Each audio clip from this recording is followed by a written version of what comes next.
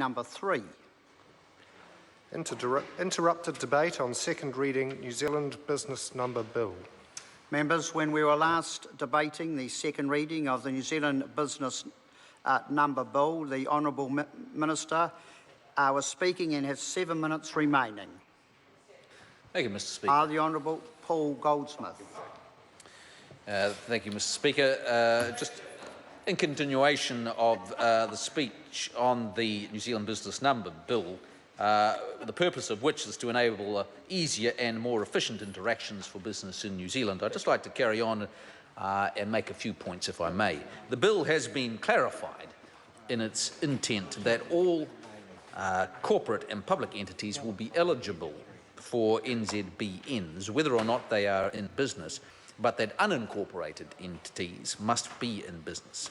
What is meant by in business for unincorporated entities has been clearly set out in the legislation, and I support these amendments following the Commerce Committee's investigation of the bill.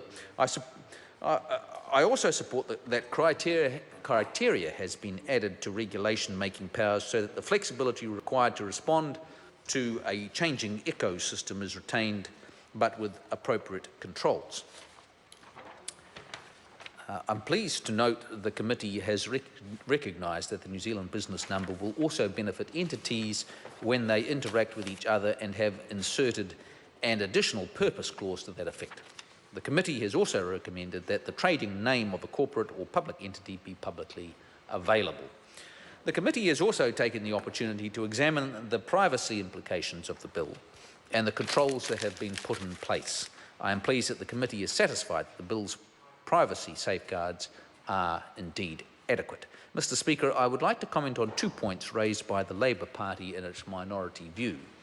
First, the Labour Party asked why the IRD number is not used as the New Zealand Business Number. The IRD number would be a very poor choice for a publicly visible business identifier.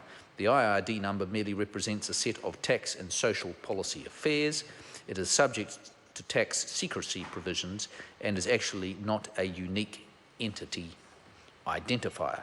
Entities are entitled to have none, one, several or many IRD numbers.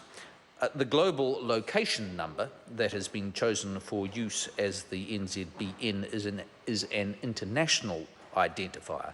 It is part of a wider system that enables businesses to meet sophisticated needs, such as supply chain processes, and where country locations of businesses need to be accurately identified in a standardised way.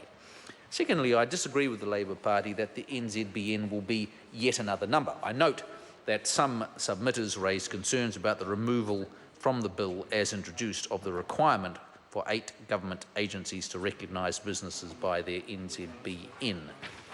Along with my colleagues, the Minister of Finance and the Minister of State Services, we have commenced the development of a directive to government departments and a direction to Crown entities that interact with business to drive the implementation of a whole-of-government approach to the New Zealand Business Number. I'm pleased to inform the House that the proposed directions are more ambitious, both in scope and breadth, than what was contained in the exposed draft of the bill mentioned by submitters. The directions have been consulted on and will be in place early next year. They will set out clear expectations around uptake and use of the NZBN by government agencies. Mr. Speaker, the benefits of the New Zealand Business Number ecosystem cannot be realised without this legislation.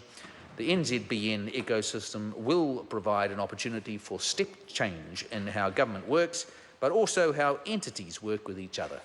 Businesses will spend more time on their business and less time on administration. Mr. Speaker, I commend this bill to the House.